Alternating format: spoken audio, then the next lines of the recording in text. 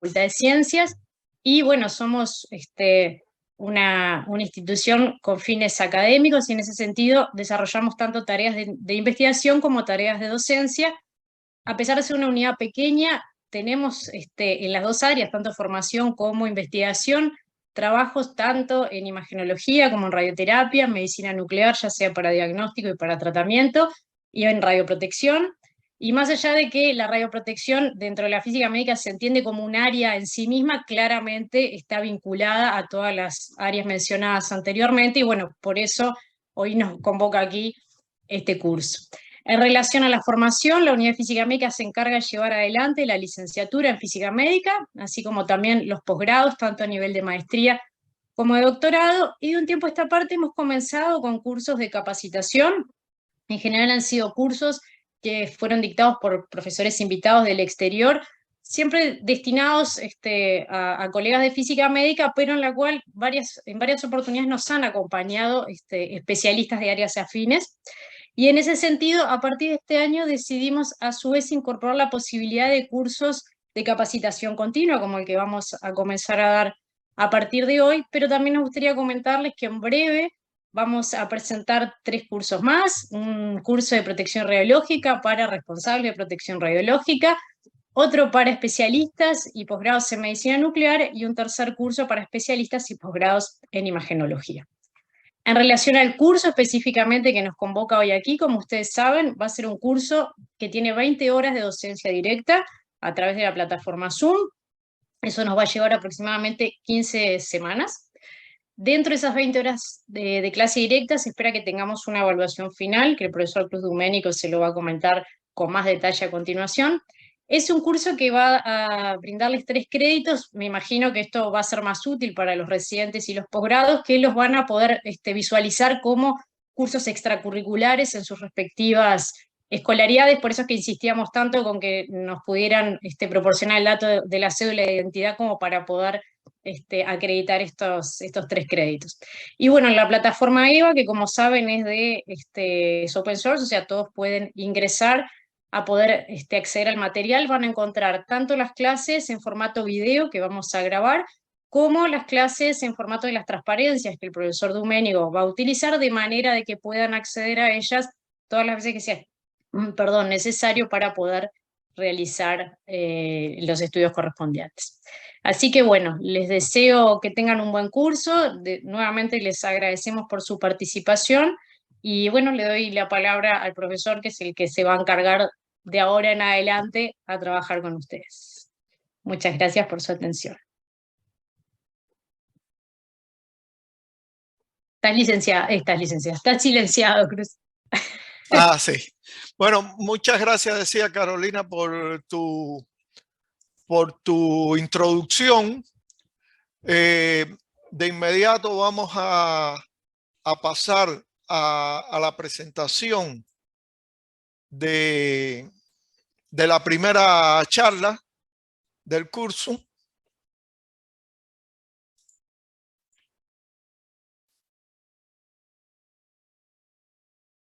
¿Se ve? Sí, se ve perfecto. Muy bien. Bueno, primero que todo voy a presentarme para quienes no me conocen. Mi nombre es Cruz Duménico González. Yo soy ingeniero nuclear y tengo maestría en física médica. Y bueno, prácticamente una gran parte de mi carrera profesional la he dedicado al ámbito de la protección radiológica.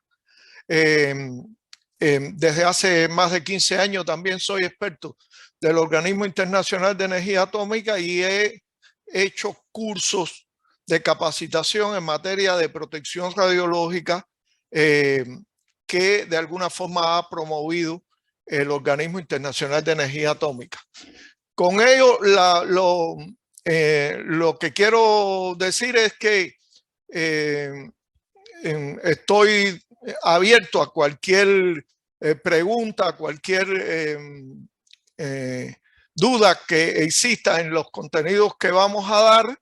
Y bueno, dentro de mis posibilidades trataré de responder a ella. Esta primera charla un poco como introducción al curso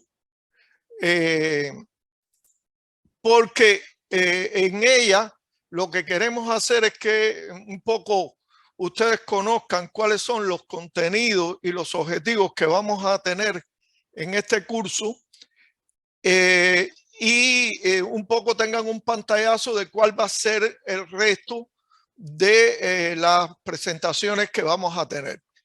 El contenido de esta charla va a versar fundamentalmente sobre el médico radioterapeuta y la protección radiológica, un poco para hablar cuán cerca o cuán lejos deben estar los médicos radioterapeutas de la protección radiológica, obviamente muy cerca, lo vamos a ver. Vamos a hablar de los objetivos generales del curso y vamos a ver el contenido y muy brevemente algunas palabras sobre la evaluación del curso. El hecho de que tengamos tantos participantes en este curso es muy grato y creo que de alguna forma refleja muy bien que ustedes, los médicos radioterapeutas, entienden el papel que juegan ustedes dentro de la protección radiológica, fundamentalmente la protección radiológica del paciente. Y eso es muy congruente con lo que dice la norma uruguaya, la UY 100, que es el reglamento básico de protección y seguridad radiológica, que en su capítulo de exposiciones médicas dice que los representantes legales deberán garantizar, primero que todo, que el médico que aplica los procedimientos radiológicos, en este caso los radioterapeutas, pero igualmente los médicos radiólogos y los médicos de medicina nuclear, hayan asumido la responsabilidad de garantizar la protección y seguridad general de los pacientes. Quiere decir, si bien estamos claros que la protección y la seguridad de los pacientes en radioterapia es una cuestión de todo el equipo que trabaja en la práctica, sin embargo, la norma deja bien claro que el representante legal debe hacer que los médicos radioterapeutas asuman la responsabilidad general por la protección y seguridad de los pacientes. Siendo congruente con esto, pues los médicos radioterapeutas deben tener una formación en protección radiológica suficiente como para poder asumir esta gran responsabilidad. Fíjense que además en este artículo de la norma UY 100 se hace mención también a que los representantes legales deben también garantizar que tanto los médicos como los físicos como los tecnólogos que usan las radiaciones ionizantes estén adecuadamente capacitados, que exista un número adecuado de profesionales para enfrentar estas actividades y que exista una clara delimitación de responsabilidades en todo el equipo que realiza la práctica. Si bien estas son responsabilidades que se le asignan al representante legal en la norma, está claro que para que un médico radioterapeuta pueda asumir la responsabilidad por garantizar la protección y seguridad en general de los pacientes, pues de alguna forma también el médico radioterapeuta debe estar atento a que estas cosas se cumplan. Quiere decir, no me imagino un médico radioterapeuta que pueda asumir esta responsabilidad general por la protección y seguridad de los pacientes si no cuenta con un físico médico bien capacitado, si no cuenta con suficiente personal para realizar la práctica y si no cuenta con suficientes medios para realizar la práctica. Entonces, está muy bueno que ustedes participen en este tipo de cursos porque además de elevar su cultura en materia de protección radiológica, esto le dará argumentos a ustedes para realizar mejor su trabajo.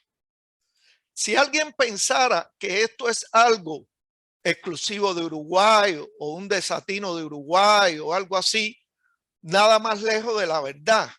Aquí les presento en esta pantalla el requisito 3.153 de las normas básicas del Organismo Internacional de Energía Atómica, que son las GCR parte 3, que prácticamente dice lo mismo que dice la norma uruguaya. Quiere decir que lo que dice la norma uruguaya está muy bien sustentado en la práctica internacional. Por otra parte, este curso es importante porque hay otra normativa del país que es la que tiene que ver con, que es la guía de autorizaciones individuales, que deja muy bien claro que la autoridad reguladora deberá otorgar autorizaciones individuales a los trabajadores que realicen funciones que tengan incidencia directa en la seguridad de la práctica. Y dentro de ellos vean cómo en el artículo 23, inciso C, deja bien claro que el personal médico que prescribe los procedimientos, tanto de diagnóstico como terapéutico, y las personas que planifican la realización de esos tratamientos, están dentro de las personas que sí o sí necesitan este tipo de autorización individual. Y vean cómo dentro de los requisitos que establece esta guía de autorización individual para obtener la autorización, deja bien claro que uno de ellos son certificados de cursos recibidos en materia de seguridad radiológica reconocidos por la autoridad reguladora. Hasta ahora, la autoridad reguladora de alguna forma ha estado concediendo este tipo de autorizaciones sobre la base de que en la formación de ustedes como médicos radioterapeutas, pues de alguna forma también está incluido la materia de protección radiológica, pero indudablemente un curso de este tipo afianza mucho más los conocimientos que ustedes demandan para realizar su trabajo. Por otra parte, también no es un curso cualquiera el que demanda la guía de autorizaciones. Aquí un poco los contenidos que deben tener los cursos de protección radiológica para que sean de alguna forma acreditados o reconocidos por la autoridad reguladora.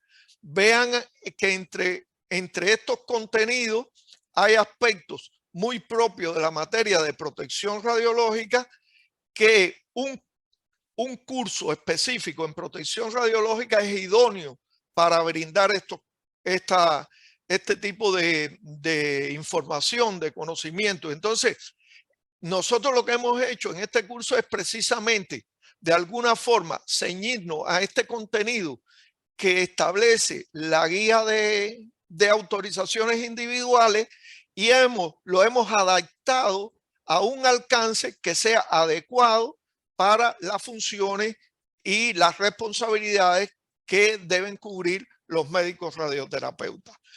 De hecho, hemos empezado por los médicos radioterapeutas a impartir este tipo de cursos porque precisamente reconocemos la necesidad de profundizar en estos conocimientos de protección radiológica que ustedes tienen y la altísima responsabilidad que ustedes tienen en este sentido.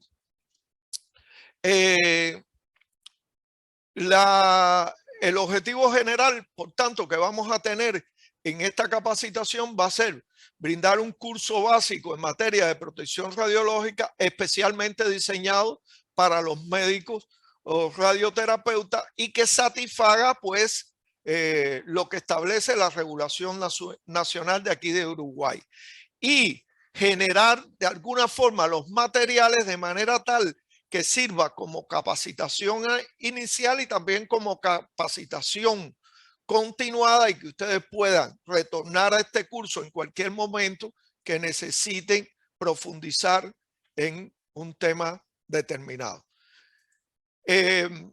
¿Cuáles son digamos, los temas y los contenidos de las clases que vamos a tener en el curso? Bueno, vamos a tener un tema 1 que tiene que ver con los aspectos generales de radioprotección, que tiene que ver con nociones generales sobre radioactividad y radiaciones ionizantes, efecto biológico de las radiaciones ionizantes, magnitudes y unidades fundamentales que se usan en protección radiológica para saber qué cosa es dosis, qué cosa es actividad, qué cosa es contaminación, etcétera. Métodos de medición de las radiaciones, si bien ustedes no van a ser expertos en medición de las radiaciones, pero sí necesitan tener elementos de los métodos de medición y, bueno, elementos básicos también acerca de la fuente, la práctica y los tipos de exposición que se contemplan dentro de la protección radiológica. Vamos a tener un tema 2 que va a estar dedicado al diseño de fuentes y equipos e instalaciones usados en la práctica de radioterapia, un poco para conocer los requisitos generales que tienen que tener los equipos y las fuentes para ser usados en la práctica de radioterapia, las técnicas de radioterapia, tanto las convencionales como las técnicas avanzadas. Por supuesto que sabemos, ustedes conocen muchísimo de las técnicas, pero aquí le vamos a brindar, digamos, los aspectos que tienen que ver con los fundamentos físicos de estas técnicas y con los elementos fundamentales de protección radiológica que ustedes deben tener en cuenta al ejecutar estas técnicas de radioterapia. Vamos a hablar también de requisitos generales de diseño de las instalaciones. En ocasiones encontramos que para algunos directivos o gerentes, una instalación de radioterapia es aquella que tiene un búnker donde hay un equipo situado, y sin embargo muchas veces ustedes necesitan fundamentar muy bien por qué una instalación es mucho más que un búnker. Es un grupo de locales correctamente diseñados para poder ejecutar la práctica. Bueno, aquí vamos a tener elementos sobre ello. Y bueno, sí, como quiera que estamos hablando de las instalaciones, vamos a hablar algo de los cálculos de blindaje de los búnkeres. Por supuesto, no con el objetivo que ustedes sepan hacer un cálculo de blindaje ni nada de eso, sino que ustedes como médicos puedan valorar qué impacto tienen determinados parámetros que se manejan en un servicio de radioterapia, como es la carga de paciente, las técnicas de tratamiento que se hacen, etcétera, etcétera, cómo esos parámetros pueden impactar en el cálculo de blindaje. El tema 3 lo vamos a dedicar al tema de accidentes en radioterapia y vamos a hablar de los 3 tipos fundamentales de accidentes con pacientes que pueden ocurrir en radioterapia: los accidentes episódicos, los accidentes programáticos y los accidentes sistemáticos. Y vamos a poner ejemplos concretos de accidentes que han ocurrido en cada uno de estos tipos de accidentes. Si alguien pensara que los accidentes es cosa del pasado y que están rebasados, pues vamos también a hacer una presentación sobre accidentes que han ocurrido con el uso de técnicas avanzadas de radioterapia, para traer a nuestra reflexión el hecho de que también los accidentes nos pueden ocurrir con las nuevas tecnologías. Y finalmente vamos a hablar de los 2 enfoques fundamentales de prevención de accidentes, lo que tienen que ver con el enfoque prospectivo de estudio de las lecciones aprendidas de accidentes que han ocurrido, y el enfoque prospectivo que tiene que ver con el uso de técnicas de análisis de riesgo para la prevención de accidentes. El tema 4 va a tratar acerca de las normas, tanto las normas internacionales como las normas nacionales aplicables a la práctica de radioterapia. Vamos a ver el sistema de normas internacionales de la OIA y las normas nacionales aplicables a radioterapia, y vamos a hacer énfasis en esta norma básica, la UIE 100, y en la norma de radioterapia, que es la UIE 103, aunque probablemente muchos de ustedes hayan visto que hay abierta una consulta pública a una modificación a la norma de radioterapia, con lo cual aprovecho para invitarlos a que participen también en esa consulta pública de esta nueva propuesta de norma que se está manejando. El tema 5, ya concretamente vamos a hablar de los requisitos relativos a la exposición ocupacional, quiere decir a la exposición de los trabajadores, y ahí vamos a ver varios aspectos que son de interés y que no quiero entrar en detalle. Y sin duda el tema más importante de todo es el tema 6, que tiene que ver con los requisitos relativos a la exposición médica. Ahí vamos a hacer un recorrido por todo el proceso de radioterapia y vamos a ver cuáles son los principales aspectos de protección radiológica del paciente que deben ser considerados en cada una de las etapas del proceso de radioterapia, desde la aceptación y puesta en servicio de los equipos hasta incluso la ejecución de los tratamientos, incluso el seguimiento de los pacientes y los programas de garantía de calidad en su aplicación a la práctica de radioterapia. El examen, muy sencillo, les adelanto, no va a tener ninguna fórmula, no va a tener ningún cálculo, no va a tener nada físico. Será un examen de aspectos, de conceptos fundamentalmente de los que veamos en el curso. Será un cuestionario de selección múltiple para que sea rápido y fácil de implementar. Tendrá unas 20 preguntas y lo buscaremos o habilitaremos la forma para que ustedes lo hagan en un tiempo prudencial que no supere 2 horas, que creo que es más que suficiente para responder un cuestionario de este tipo. Bueno, al final, un poco resaltar de esta presentación introductoria el papel fundamental que juega el médico radioterapeuta en la protección y seguridad de los pacientes sometidos a radioterapia. La importancia de un curso como este para tener una capacitación sólida en protección radiológica que les sirva a ustedes para trabajar, pero también que les sirva a la hora de obtener la autorización individual que deben recibir de acuerdo a las normas de Uruguay.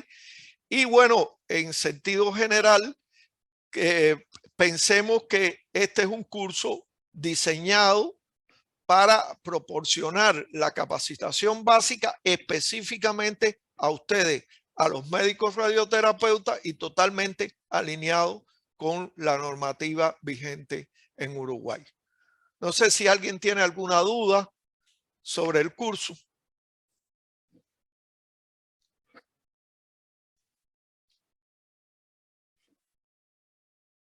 ¿No hay preguntas?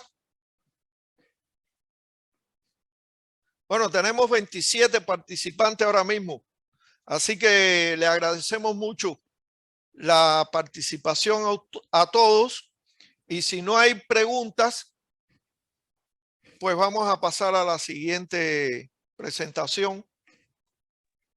Cruz, quizás simplemente comentar que más allá de los 3 créditos que pueden aparecer en las escolaridades de la gente que está en posgrado o haciendo residencia, se va a dar un certificado de asistencia una vez que la evaluación final sea aprobada. Muy bien, gracias, Carolina.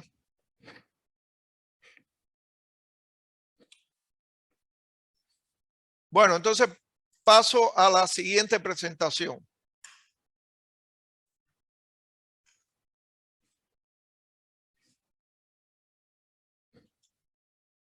¿Se está viendo?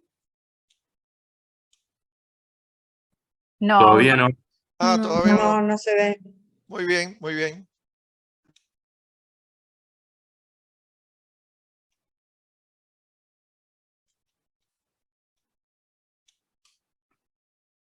Claro, no se ve si no la comparto. Cruz, ¿los 6 módulos son 6 lunes? A ver, no, es muy buena pregunta. Nosotros hicimos una consulta a la cátedra de radioterapia a través de Federico y el doctor Aldo, y pues llegamos al consenso de que el mejor día para ustedes, los radioterapeutas, sería los lunes. De hecho, lo que pensamos es que, que cada lunes daremos aproximadamente 3 charlas del total de las charlas que están planificadas para el curso. De hecho, si ustedes entran a EVA, como les presentó Carolina, ustedes ahí ya pueden ver todas las charlas del curso, están puestas ahí. La idea es hacer aproximadamente 3 charlas cada lunes para cubrir todas las charlas del curso. Y cuando terminemos, entonces hacer la prueba. De todas formas, si alguien eventualmente tuviera problema para participar algún lunes, por cuestiones de trabajo, sabemos que se va a extender un poco de tiempo y que puede alguien no poder participar uno de los lunes, tiene la posibilidad de recuperar las presentaciones, porque como todas van a ser grabadas, pues entonces van a ser colocadas también en un sitio y ustedes podrán entrar y verlas. Si algún lunes en específico no pueden participar. De todas formas, lo recomendable es que participen siempre que puedan, porque así también está abierta la posibilidad de que hagan preguntas, etcétera, etcétera. ¿De acuerdo? Sí, gracias. Perfecto. Muy bien, ahora sí se ve, ¿no? Muy bien. Sí, se ve. Gracias. Bueno, entonces pasamos realmente a la primera charla del curso. Vamos a hablar un poco sobre nociones generales sobre radioactividad y las radiaciones ionizantes. El objetivo va a ser ese, precisamente que ustedes conozcan un poco más del fenómeno de la radiactividad y de las radiaciones ionizantes, porque indudablemente esta base es fundamental para nuestra asignatura de protección radiológica. ¿Sí? Va a ser algo muy elemental, pero que tenga los fundamentos básicos para que ustedes puedan entender la asignatura de protección radiológica. Aquí vamos a hablar de radiaciones ionizantes, el átomo y su configuración, la nomenclatura de los que se utiliza para los isótopos y en general los radioisótopos, los isótopos en general y en particular los radioisótopos, el fenómeno de la radioactividad y la ley de desintegración radioactiva, que es algo que vamos a utilizar en la práctica en protección radiológica, los tipos de desintegración radioactiva y sus características. Hablaremos de las partículas alfa, beta, los rayos X, los neutrones y por supuesto los generadores de rayos X, y también nociones básicas en cuanto a la forma en que interactúan las radiaciones en general con los materiales, porque es algo que es básico para la protección radiológica. En primer lugar, valdría la pena definir qué son en general las radiaciones. La radiación es la emisión, propagación y transferencia de energía en cualquier medio, en forma de ondas electromagnéticas o en forma de partículas, incluso también de ondas mecánicas. Eso es en general el fenómeno de la radiación. Dentro de ello hay una parte que son las radiaciones ionizantes, que son aquellas que al interactuar con el material tienen suficiente energía como para producir ionización de el material.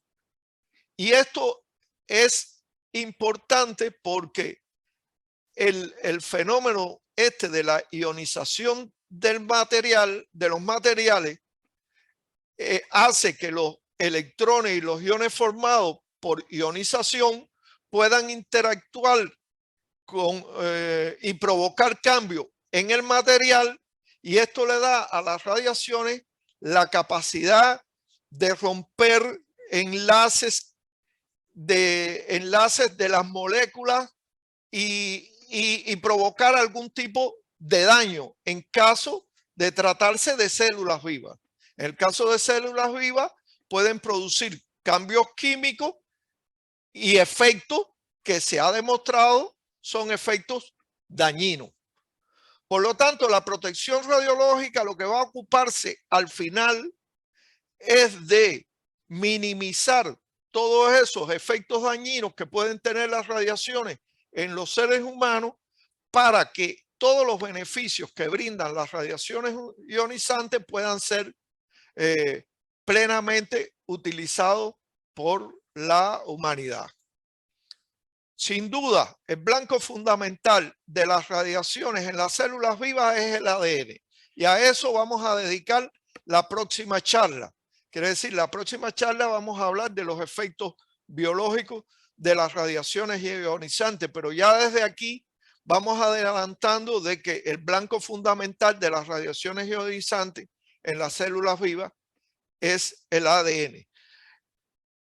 En algunos casos, las células vivas tienen la capacidad de autorrepararse ante los daños que puedan causar las radiaciones ionizantes, pero en algunos casos el efecto que puede causar las radiaciones ionizantes no puede ser reparado, y en ese caso se provoca inevitablemente el daño a la persona.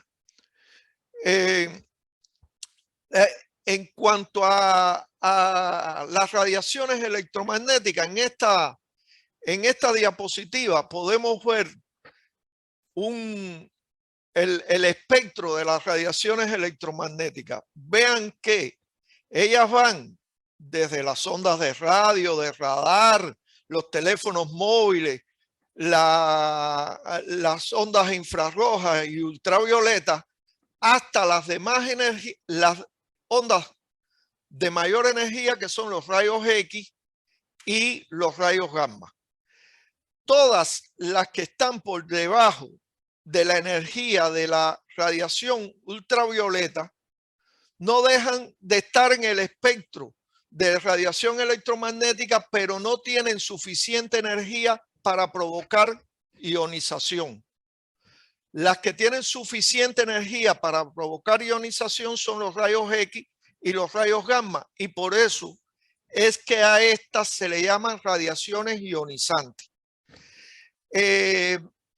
La característica que tiene el espectro de la radiación electromagnética es que en la medida que aumenta la energía, disminuye la longitud de onda y aumenta la frecuencia.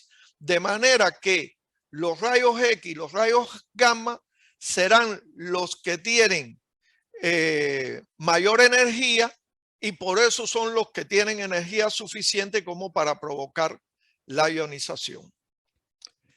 En cuanto a la radiación de partículas, la radiación de partículas es también transmisión de energía, pero en este caso por medio de partículas subatómicas que se mueven a gran velocidad. Fundamentalmente provienen de átomos inestables sometidos a un proceso que se llama desintegración radioactiva, aunque también modernamente se pueden producir a partir de máquinas generadores de partículas y aceleradoras de partículas, que de alguna forma han ido de alguna forma sustituyendo el uso propiamente de los átomos inestables que tienen determinados aspectos difíciles de controlar desde el punto de vista de protección radiológica. Sabemos que toda la materia está formada por pequeñas unidades denominadas átomos. El átomo tiene un núcleo y alrededor de ese núcleo se encuentran electrones que están orbitando alrededor del núcleo. El núcleo contiene neutrones y protones, y en condiciones normales los átomos son eléctricamente neutros. Quiere decir, tienen la misma cantidad de electrones de carga negativa orbitando alrededor del núcleo como de protones de carga positiva recogidos o de alguna forma concentrados en el núcleo de los átomos. Entonces, normalmente ellos son de carga eléctrica neutra, los átomos que son estables. Un átomo, la forma en que se denota comúnmente es por su número atómico y por su número másico. Quiere decir, un átomo X, que puede ser, por ejemplo, oxígeno, si es un átomo inestable, tendrá como número atómico 8, porque tiene 8 protones en el núcleo y 8 electrones que los están orbitando, y tiene un número másico 16, porque además tiene 8 neutrones que también están en el núcleo. Entonces, comúnmente los núcleos se denotan de esta forma. Por ejemplo, en el caso del oxígeno, se le dice oxígeno 16 a ese núcleo estable que tiene 8 protones en el núcleo y 8 electrones orbitando, tiene número atómico 8 y número másico 16, que es la suma de los protones y de los neutrones. Los isótopos no son más que átomos que tienen el mismo número atómico, pero tienen un número másico diferente. La característica que tienen los isótopos, por ejemplo, en el caso del oxígeno, que el isótopo estable es el 16, es que comúnmente se denominan partiendo de la sustancia que es y del número másico que contenga. Por ejemplo, se habla del isótopo estable oxígeno 16, del isótopo inestable oxígeno 15 y del isótopo también inestable oxígeno 11. Lo importante es que desde el punto de vista químico tienen igual comportamiento, sea estable o sea inestable. Y eso es lo que ha permitido la amplia utilización de los isótopos inestables en múltiples aplicaciones, tanto en la industria como en la medicina. Por ejemplo, en medicina nuclear, lo que hacemos precisamente es utilizar un isótopo inestable para combinarlo apropiadamente con un fármaco y poder obtener una imagen de diagnóstico que sea adecuada a los intereses del estudio que se quiera realizar. Aprovechamos que el comportamiento químico sabemos cuál es, porque es igual que el del isótopo estable, y entonces utilizamos el isótopo inestable o radioactivo para poder obtener la imagen. Bueno, en la naturaleza existen nucleidos que son inestables y se desintegran para dar otros nucleidos. A eso se le llama precisamente radionucleido o radioisótopo. Los radioisótopos, al desintegrarse, emiten radiación en forma de partículas o de cuantos gamma, dependiendo del tipo de desintegración que tenga el radioisótopo, puede emitir partículas alfa, partículas beta, protones, neutrones y también cuantos gamma, que son fotones, que son también resultados de la desintegración radiactiva. Lo importante es que la desintegración radioactiva que tienen los radioisótopos cumplen leyes estadísticas que están muy bien estudiadas y que tienen un comportamiento igual independientemente de cuál sea el medio en el cual ocurre la desintegración radioactiva. Quiere decir, da lo mismo que sea en el aire, da lo mismo que sea en el interior del cuerpo del paciente o da lo mismo que sea en el agua o en algún otro medio en el cual se desarrolle el uso del radioisótopo como tal. Entonces, eso es una ventaja muy importante porque permite predecir cuál será el comportamiento.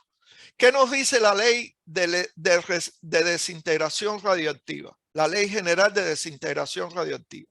Bueno, nos dice que si nosotros tenemos un número de átomos radioactivos conocidos en un momento T0, quiere decir en un momento determinado, una vez transcurrido un tiempo determinado, un delta T de tiempo determinado, el número de átomos radioactivos que tiene esa muestra va a ser menor que el número inicial que tenía.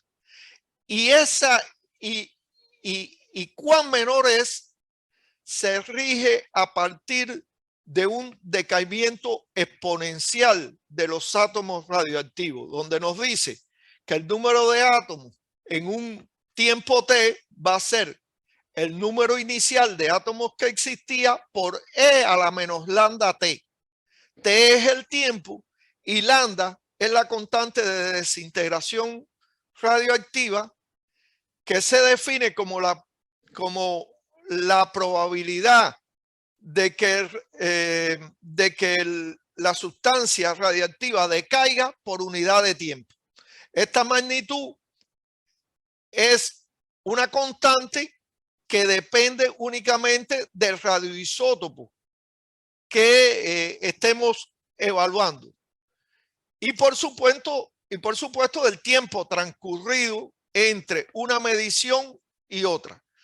Los valores de lambda han sido estudiados para todos los radioisótopos que existen actualmente y a partir de ahí a efectos prácticos se ha definido lo que se conoce como el periodo de semidesintegración, que es el tiempo en el cual el número de núcleos de una muestra de radioisótopo determinada decae a la mitad. Y se relaciona, por supuesto, con la constante de desintegración lambda. Mientras mayor es lambda, menor es el periodo de semidesintegración. Así tenemos, por ejemplo, ustedes en la radioterapia lo saben muy bien.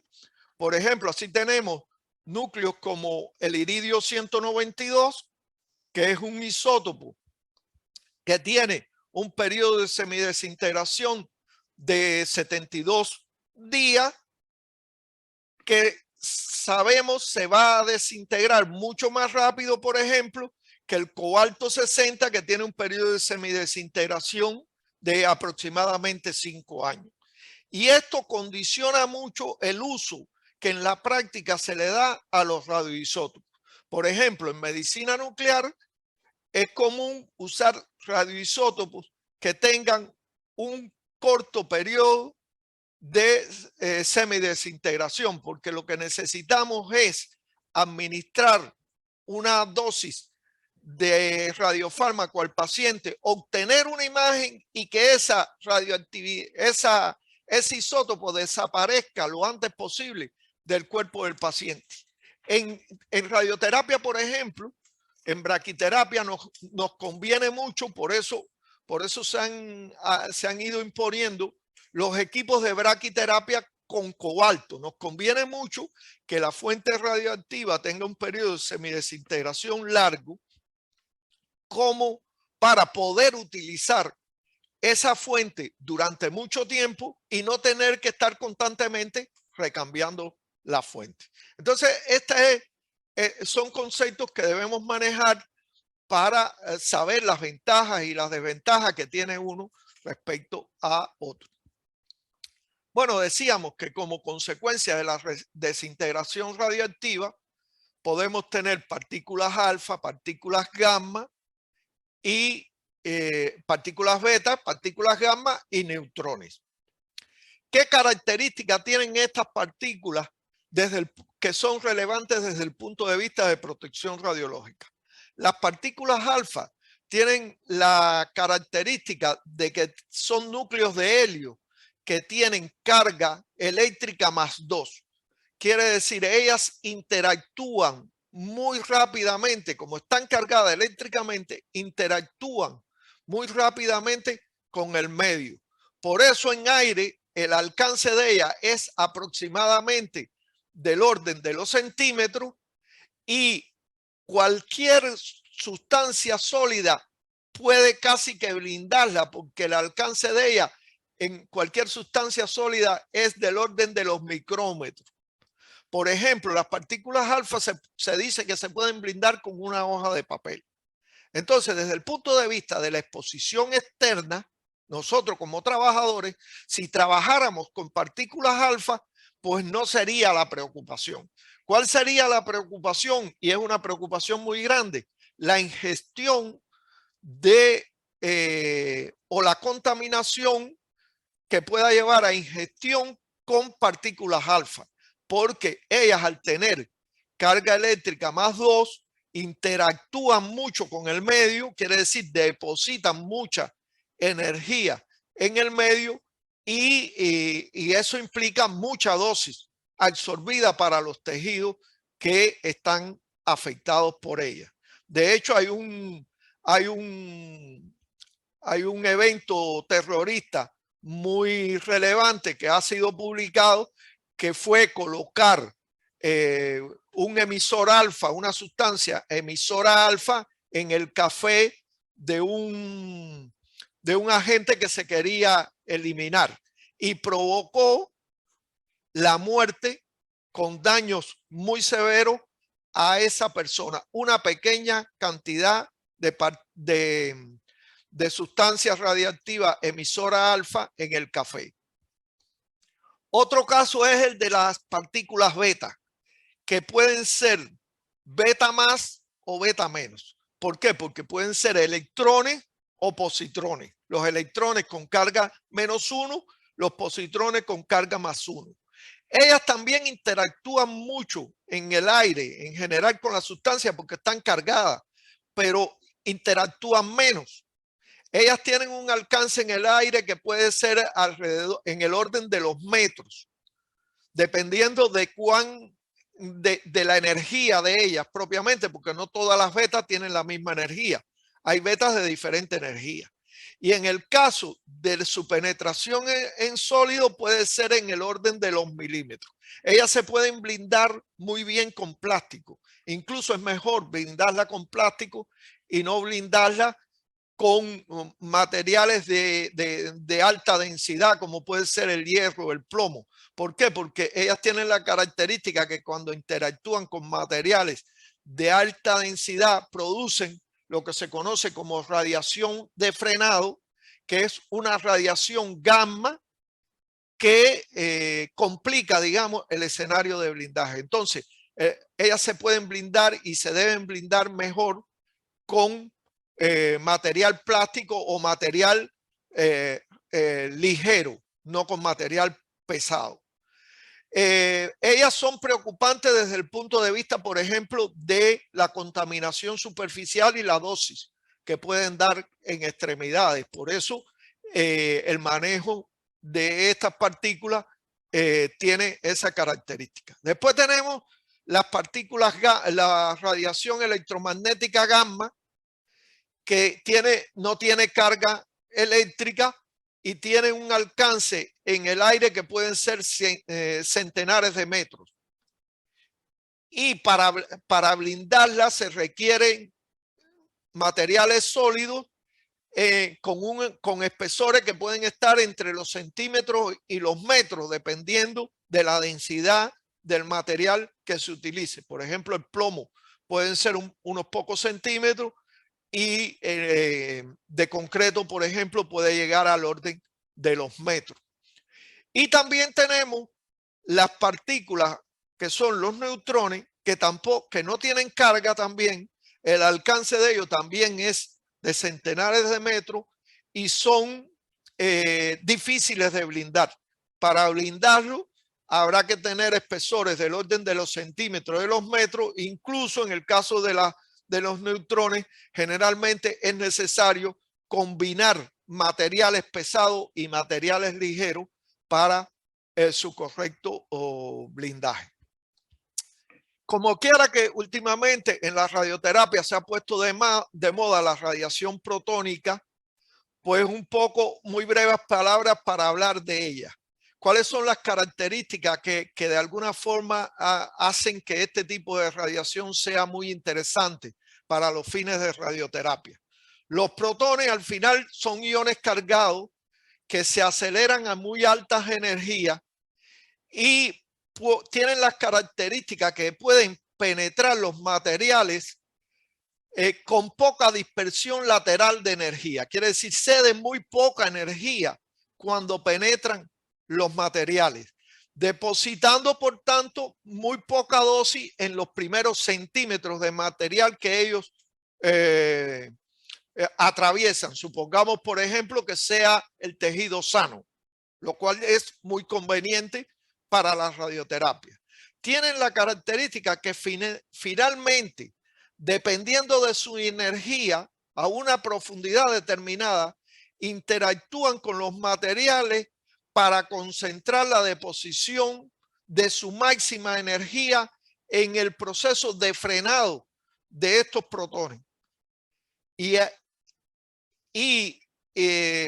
Eso ocurre en los últimos milímetros de su trayectoria, dependiendo de la energía que tengan esos esos protones. De manera que si nosotros podemos calibrar bien la energía de los protones que vamos a utilizar con la profundidad en que está situado el tumor, podemos prácticamente con la radioterapia con protones, los famosos equipos de protonterapia, podemos atravesar el tejido sano, el tejido normal, con muy poca deposición de energía, quiere decir con muy poca dosis, lo cual provoca muy poco daño, casi ningún daño, y súbitamente depositar toda la energía o casi toda la energía de esa radiación en el lugar donde está el tumor. Y por eso es muy atractivo el uso de los protones en radioterapia, particularmente en los equipos que se conocen como protonterapia. La dificultad está precisamente en la tecnología, que es una tecnología costosa y relativamente complicada. Bueno, finalmente, un poco resumiendo la interacción, los tipos de radiación y las principales características de su interacción.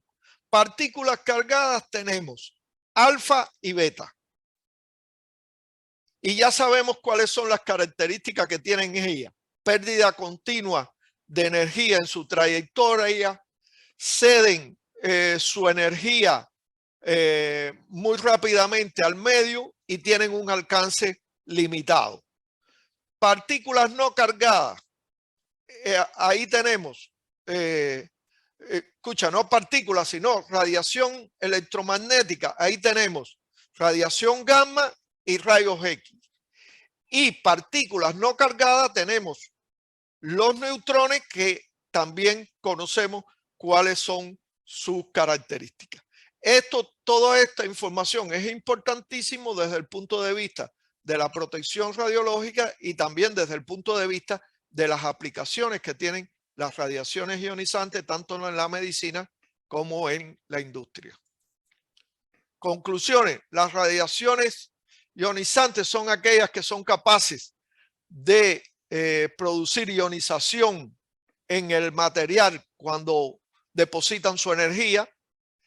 Pueden ser motivadas por partículas o por ondas electromagnéticas. El blanco fundamental de las radiaciones ionizantes son en las células vivas es el ADN.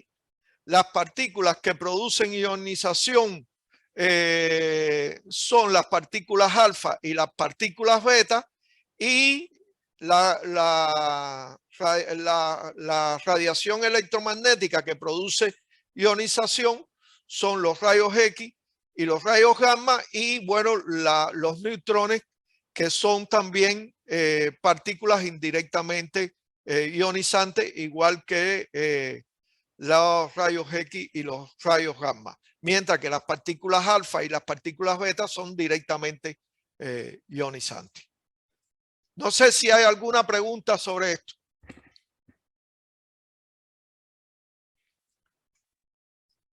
No. ¿No hay pregunta? Bien.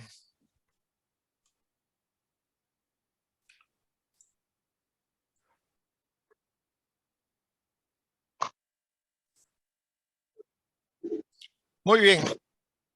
Bueno, vamos a hablar ahora de los efectos biológicos de las radiaciones ionizantes.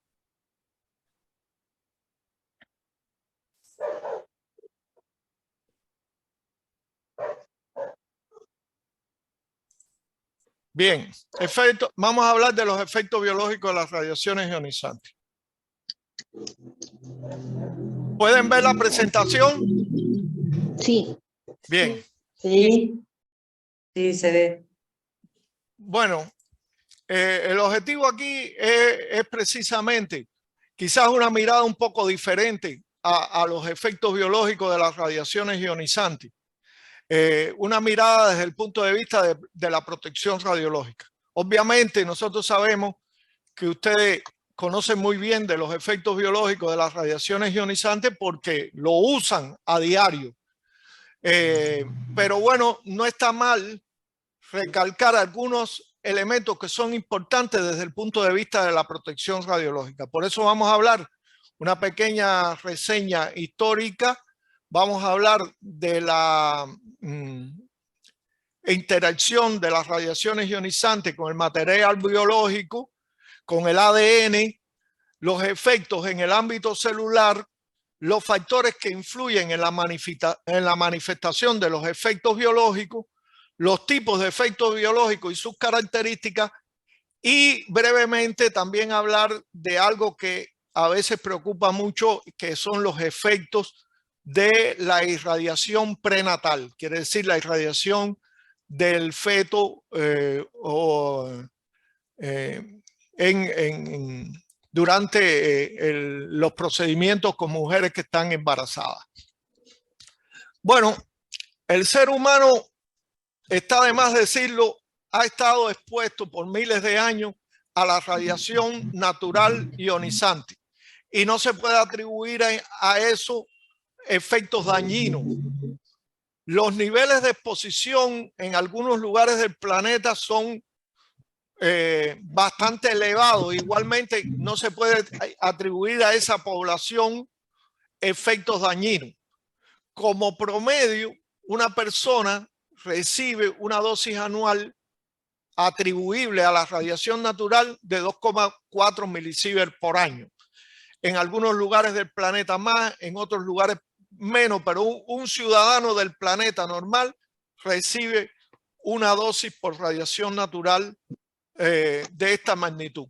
Con lo cual es obvio que a bajas dosis como esta no existen efectos dañinos sobre el ser humano.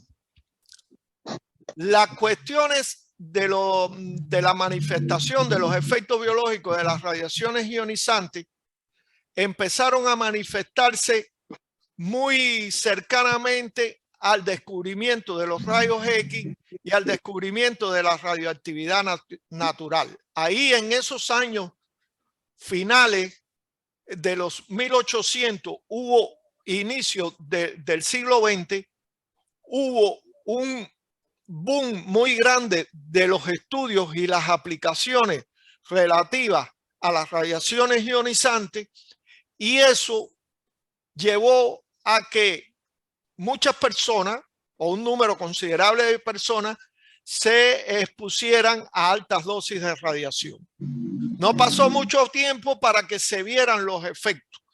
Ya en 1896 hay reportado casos de eritema y dermatitis y caída del cabello debido muy correlacionado a altas dosis de radiación.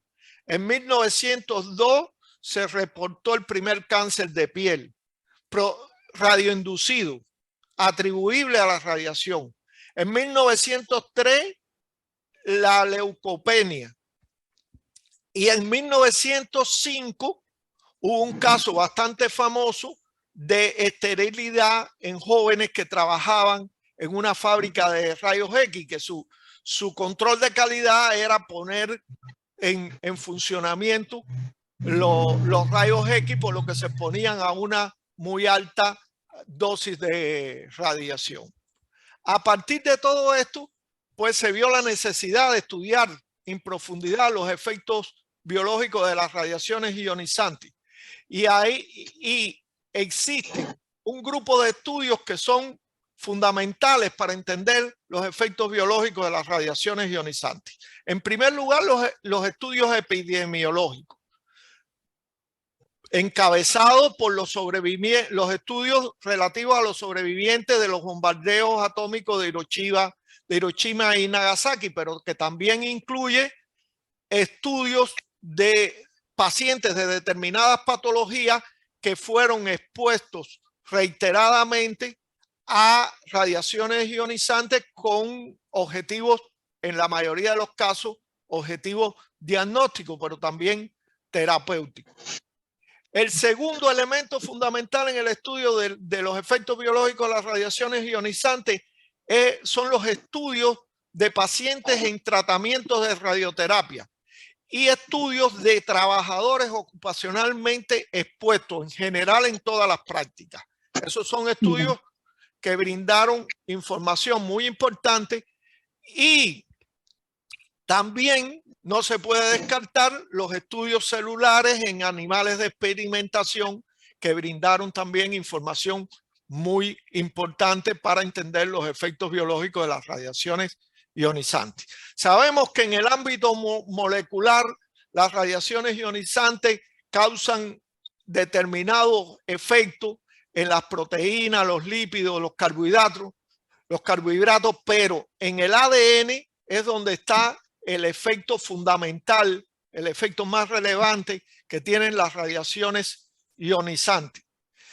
Al interactuar las radiaciones ionizantes con el ADN, pueden ocurrir lesiones en una de las cadenas del ADN o pueden ocurrir lesiones en las dos cadenas del ADN. Por supuesto que hay mecanismos de reparación. Las células vivas tienen mecanismos de reparación. Si ocurre una rotura simple,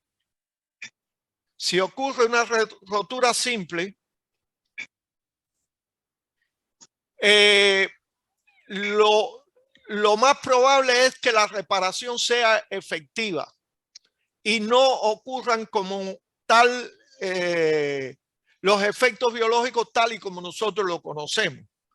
Pueden ocurrir, si las roturas son de una sola cadena, modificaciones de base que pueden llevar a mutaciones puntuales que probablemente tampoco tengan un efecto significativo. Ahora, si las lesiones ocurren en las dos cadenas del ADN, pueden ocurrir roturas dobles, pueden ocurrir entrecruzamientos, e incluso lo peor de todo es la coincidencia espacial de esas dos roturas, de esas roturas dobles. La ocurrencia de lesiones en dos cadenas son difíciles de reparar y pueden provocar mutaciones consistentes incluso en la pérdida de grandes fragmentos, y ahí es donde puede haber incluso un reordenamiento de los fragmentos y cambios importantes en el ADN. Ya en el ámbito celular, este diagrama describe muy bien cuáles son los efectos biológicos que pueden ocurrir. Digamos, lo primero que puede ser es que la célula no interactúe con la radiación. En ese caso, si no hay interacción, pues no va a haber daño. Si la célula interactúa con la radiación, puede ocurrir que ella absorba esa energía, sin embargo pueda salir de esa absorción de energía como una célula normal sin ningún daño, debido a los mecanismos de reparación precisamente que hemos explicado. Algunas veces la absorción de energía produce cambios químicos. Y cuando ya produce cambios químicos, ya va a haber una modificación de la célula, y en el mecanismo de reparación de la célula puede ocurrir que la reparación sea correcta, con lo cual no ocurriría ningún problema, pero pueden ocurrir errores en el momento de la reparación. Y ahí sí tendríamos problemas. Dentro de los errores, si la irradiación ocurre en células germinales, pues los errores van a tener una incidencia en las generaciones futuras y posiblemente van a provocar desórdenes cromosómicos, ¿no?, que van a afectar la descendencia. Pero si los errores ocurren en otras células, se van a formar clones cancerígenos que quizás al cabo del tiempo, puede ser varios años después del evento de irradiación o incluso décadas después, conlleven a el desarrollo de un cáncer. Y estos son los que se conocen como los efectos tardíos y también como los efectos estocásticos, porque tienen un carácter probabilístico. No siempre estos clones cancerígenos conducen a un cáncer. Ahora, también puede ocurrir que esa célula que ha absorbido energía, en vez de sufrir cambios químicos, haya absorbido tanta energía que le provoque la muerte celular. Y la muerte celular es un fenómeno que ustedes conocen muy bien, porque es el fenómeno en el cual se sustenta la radioterapia. Lo que nosotros hacemos cuando hacemos radioterapia es precisamente dar una dosis alta a las células del tumor para provocar la muerte celular de esas células del tumor y con ello curar la enfermedad. Lo que sucede es que la muerte celular también puede ocurrir en otros tejidos, ¿no? Si ocurre en tejidos que no son vitales, como puede ser la mano o algo así, probablemente puede desarrollar una radiolesión que pueda hacer quemaduras, incluso hasta una radiopatología bastante grave. Sin embargo, eso probablemente no comprometa la vida del paciente. De hecho, en los inicios de las aplicaciones de las radiaciones ionizantes, era bastante común en los congresos de radiología encontrar que los radiólogos le faltaban algunos dedos de la mano, precisamente porque habían tenido daños en estos tejidos no vitales que habían llegado a hacer necrosis incluso, y habían tenido que amputar parte de la mano para limitar la enfermedad. Ahora, si la muerte celular ocurre en tejidos vitales, generalmente vamos a encontrar que se desarrollan 3 síndromes. Uno es el síndrome cerebral, otro es el síndrome medular o síndrome, síndrome medular y el síndrome gastrointestinal. Estos 3 síndromes están asociados con el daño agudo por radiaciones y pueden llevar a la muerte. De hecho, generalmente en un plazo más largo o más corto pueden conducir a la muerte. Ahora, en los efectos biológicos de las radiaciones, hay factores físicos y biológicos que influyen potenciando o retardando el efecto. Dentro de los factores físicos tenemos el tipo de radiación, específicamente el coeficiente de transmisión lineal de energía de la radiación en específico que sea la que incidió en la célula, la dosis que haya recibido, sabemos que tiene una influencia muy importante, la tasa de dosis también tiene una influencia importante, incluso el fraccionamiento de la dosis.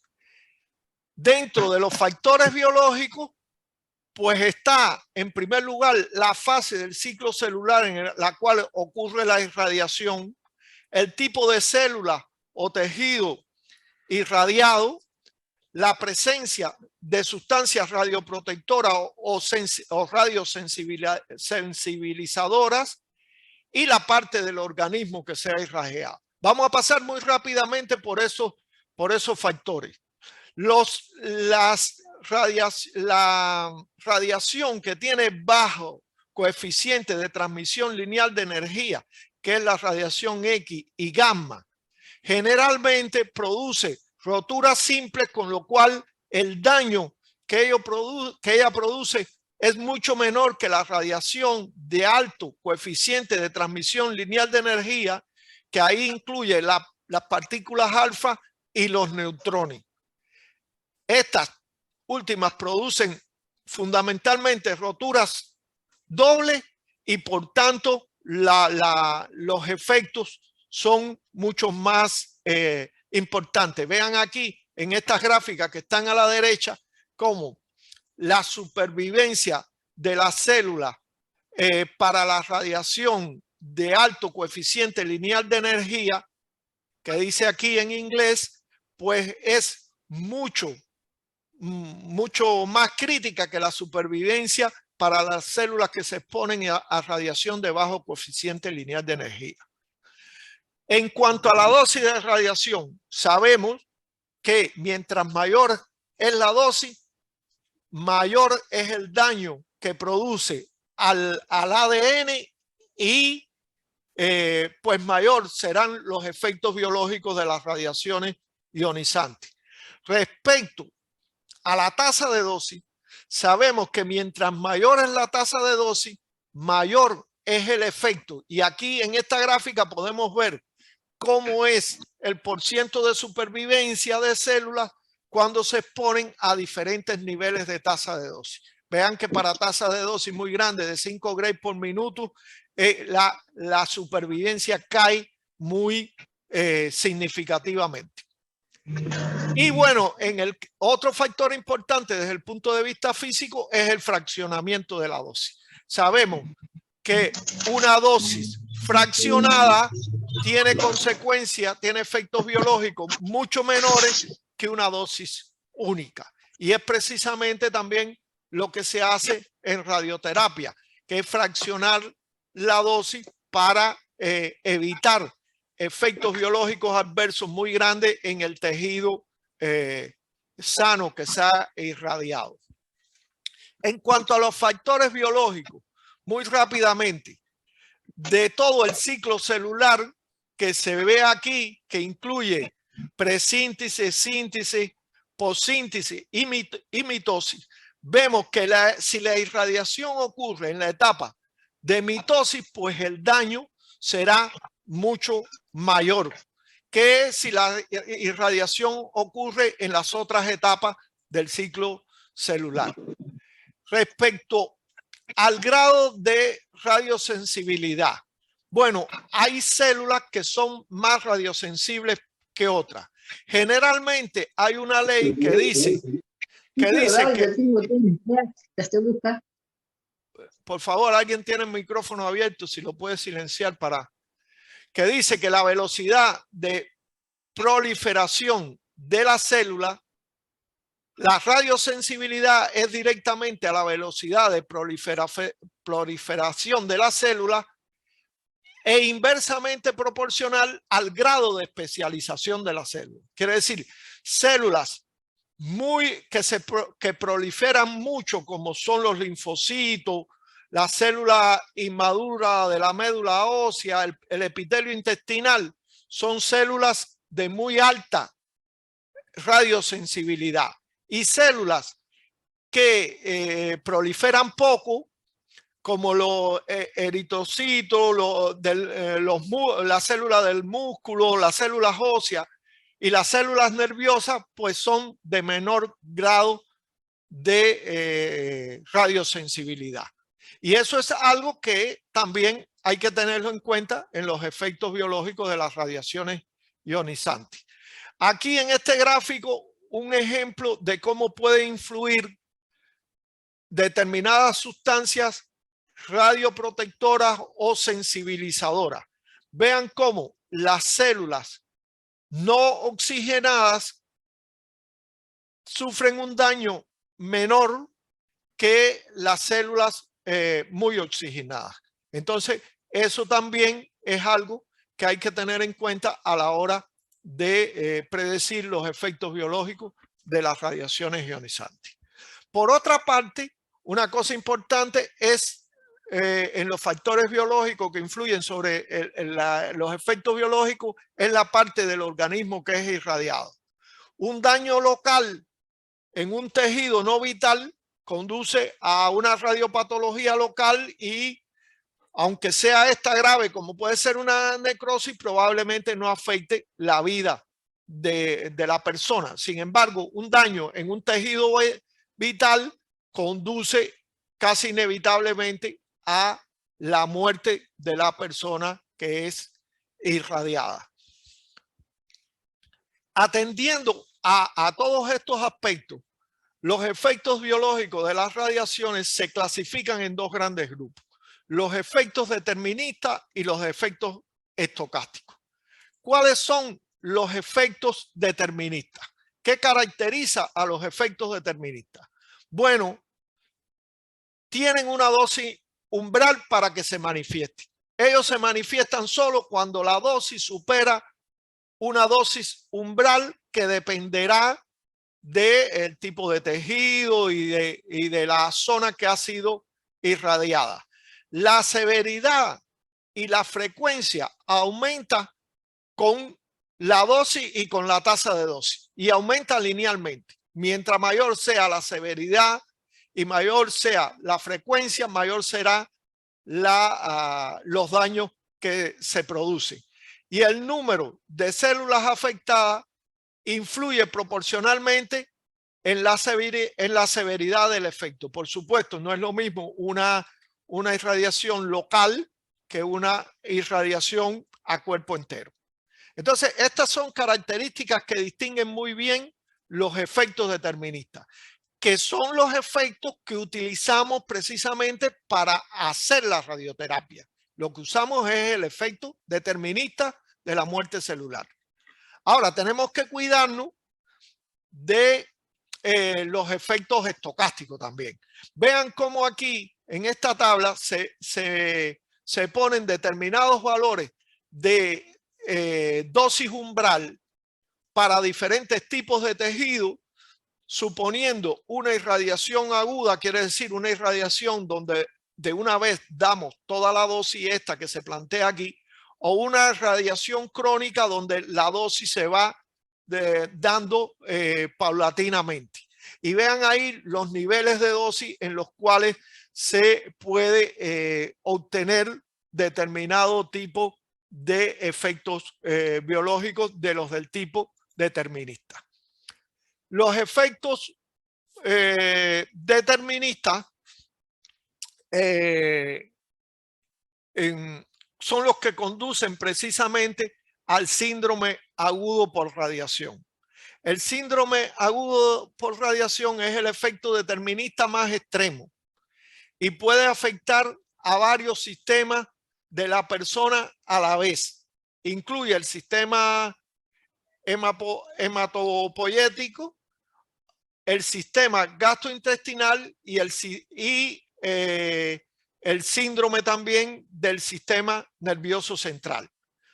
Los tiempos de supervivencia dependen, por supuesto, de las condiciones clínicas de la persona irradiada. Hay personas que tienen una condición médica, una condición clínica determinada y puede, recibiendo los mismos niveles de dosis, estando desarrollando los mismos síndromes, durar más que otras personas que se han expuesto en condiciones similares.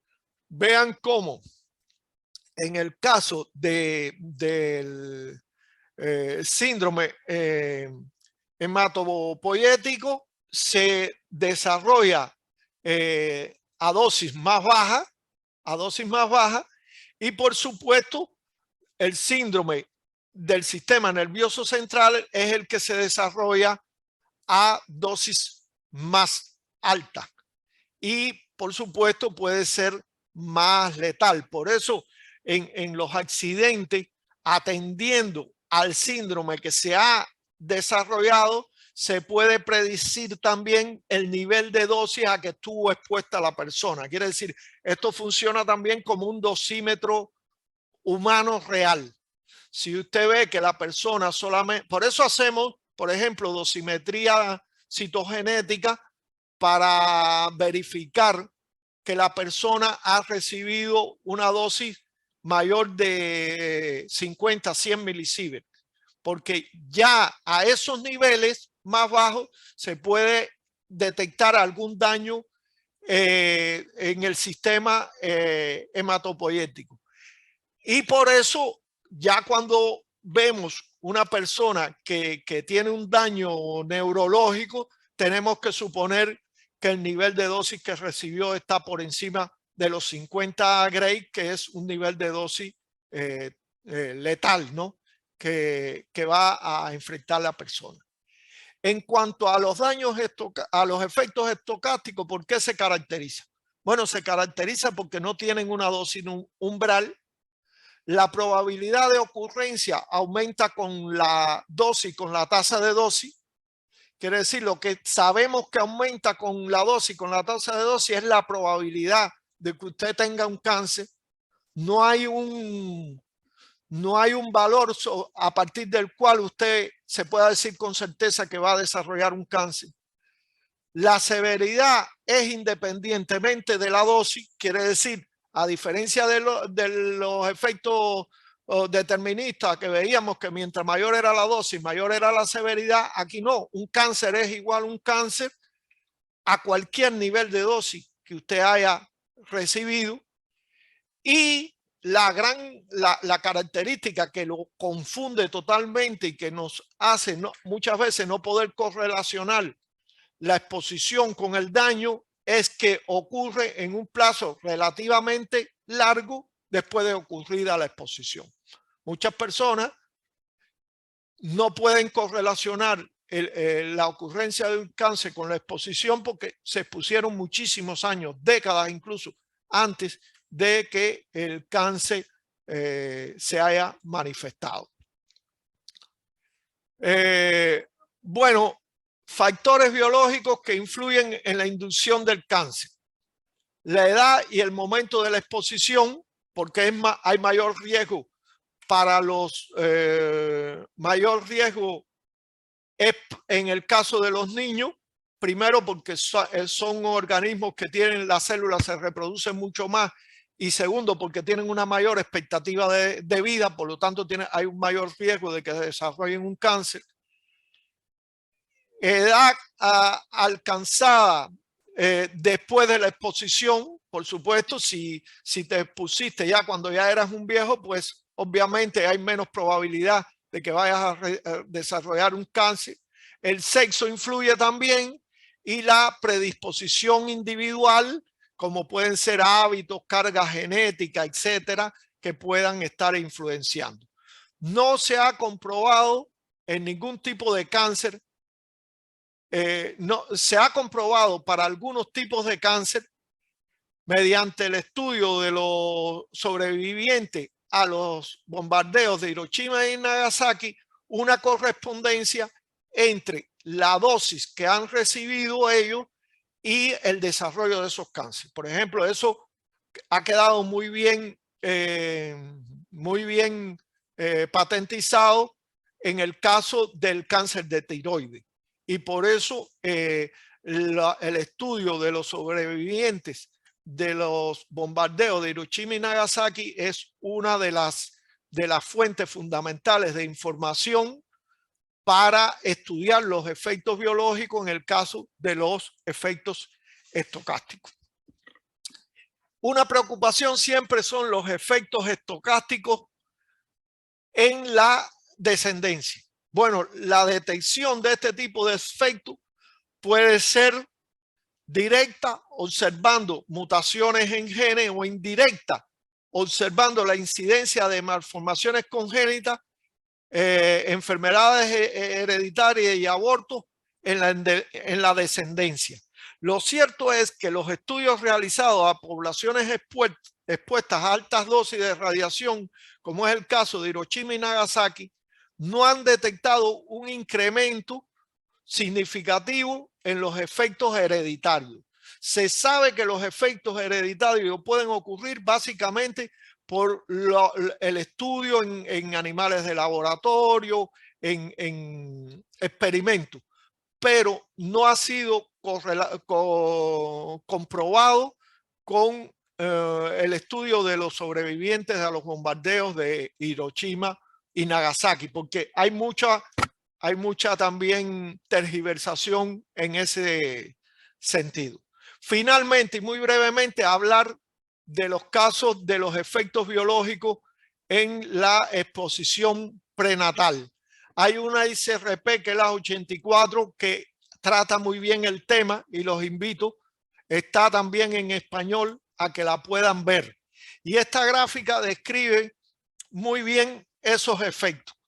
Vean cómo en los primeros días del periodo preovulatorio no existe realmente efectos sobre el embrión y el feto. Usted se puede exponer y esto no va a tener un efecto sobre el embrión y el feto. Con lo cual muchas personas se preocupan a veces de una exposición que tuvieron en un momento que ni siquiera estaban en el periodo preovulatorio, con lo cual buena parte de esas preocupaciones puede eliminarse si se hace referencia a esta publicación y a lo que aquí se dice. A partir del día 14 y entre el 14 y el 20 ocurren la preimplantación del embrión y aquí lo que se ha comprobado es que hay un aumento entre un 30 y un 50% de los abortos espontáneos. A una dosis de 100 milisievert, quiere decir de 0,1 Gray o 100 miligray, el aumento, hay un aumento en la probabilidad entre un 30 y un 50% de abortos espontáneos. Para dosis entre 50 y 100 milisievert en la etapa de anidación hay un riesgo real comprobado de malformaciones del sistema nervioso central. Y esta viene siendo como la etapa entre los días 20 y la semana 8, la etapa quizás más peligrosa de todo el embarazo respecto a la exposición a las radiaciones ionizantes. Entre la semana 8 y la semana 15 Hay estudios que corroboran que para dosis entre 100 y 200 miligray aumenta el coeficiente de riesgo significativamente en lo que tiene que ver con el retraso mental, con lo cual es una etapa también a la cual hay que prestar bastante atención. Ese riesgo es 10 veces menor si la edad gestacional es entre la semana 15 y la semana 25. Y esto es muy bueno saberlo, porque a partir de la semana 25, el riesgo fundamental que puede haber es reducción del crecimiento fetal, pero no va a haber ningún otro riesgo. A veces sucede que muchas mujeres buscan interrumpirse el embarazo y todo eso, y no saben que después de la semana 25, pues quizás usted va a tener un bebé un poco más pequeño, pero un bebé perfecto que no va a tener ningún problema, aun cuando se exponga a dosis que son bastante importantes, como 100 miligray.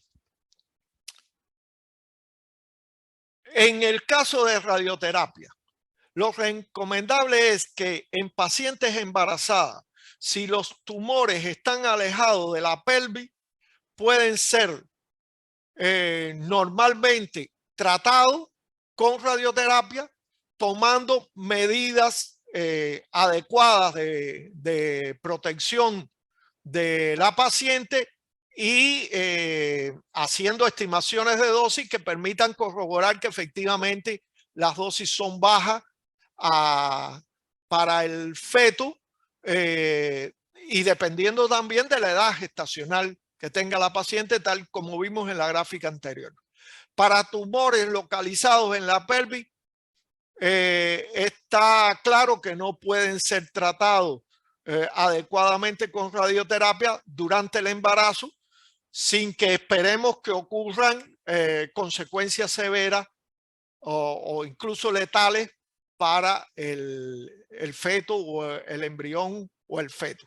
Y eso es algo que ustedes, las radioterapeutas, deben tener bien presente cuando se enfrentan en la práctica a este tipo de casos. Obviamente, salvar la vida a la paciente tiene la prioridad, pero siempre hay consideraciones éticas y religiosas que deben ser tomadas en cuenta. Conclusiones. Desde el mismo inicio de las radiaciones ionizantes se pudo ver y se pudo corroborar los efectos biológicos adversos. Los efectos biológicos de las radiaciones ionizantes se manifiestan en el ámbito molecular y en el ámbito celular. Existen factores físicos y biológicos que influyen en la forma en que se manifiestan los efectos biológicos y tenemos que tenerlos en cuenta. Los efectos biológicos se clasifican en deterministas y estocásticos y tienen características y rasgos muy distintivos unos y otros. Y existen suficientes evidencias que demuestran los efectos radiológicos de las radiaciones, los efectos de las radiaciones ionizantes en el embrión y el feto que debemos tener en cuenta durante nuestro trabajo. No sé si alguna pregunta, nos hemos pasado 10 minutos, me disculpan. Sí, yo tendría una pregunta, Cruz. Sí, adelante. Sí, respecto al efecto oxígeno de protones. Hay muy bien estipulado el efecto oxígeno para radiaciones electromagnéticas, para neutrones y para las partículas alfa es 1. El efecto oxígeno para protones. Yo en cursos que he hecho y en charlas con radiobiólogos me han dicho que a los efectos de los tratamientos con protones deberíamos tener en cuenta la concentración de oxígeno también. Y como vamos a tener en Buenos Aires el tratamiento con protones, esta es una duda que viene increyendo y no encuentro bibliografía. Bueno, efectivamente es así como usted dice, hay poca información al respecto. En cualquier caso, lo que es importante es que en sí mismo los tratamientos de protonterapia implican una reducción en las dosis muy importante para el tejido sano y un efecto biológico mucho más acentuado para el lugar donde se deposita la dosis como tal. Entonces, Sí. es un factor que tendrá que seguir siendo estudiado. Yo le confieso, estoy en el mismo estado que usted manifiesta. Y creo que hay muy pocos estudios dados todavía porque la protonterapia todavía es una tecnología que se utiliza bastante limitadamente. Habrá que, supongo, esperar algunos años para tener más evidencia científica de ello, es lo que le puedo decir. Bueno, gracias. ¿Alguna otra pregunta?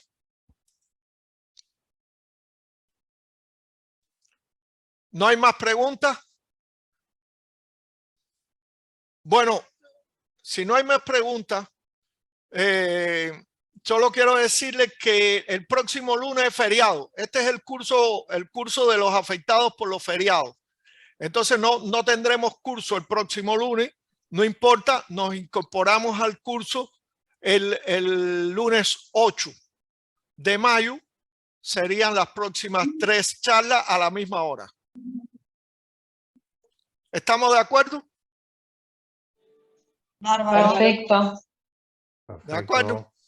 Bueno, agradecerles a todos las disculpas porque me he retrasado unos minutos. Creo que el primer día también tiene implícito eso, además del error que en algún momento tuve que haber cometido para que se cerrara la sesión, supongo. Así que las gracias a todos, son muy amables y los felicito por el deseo de aprender en este tema. ¿Alguien? Gracias. Muy Bueno, bien. buenas tardes a todos. Buenas tardes a todos. Gracias. Adiós.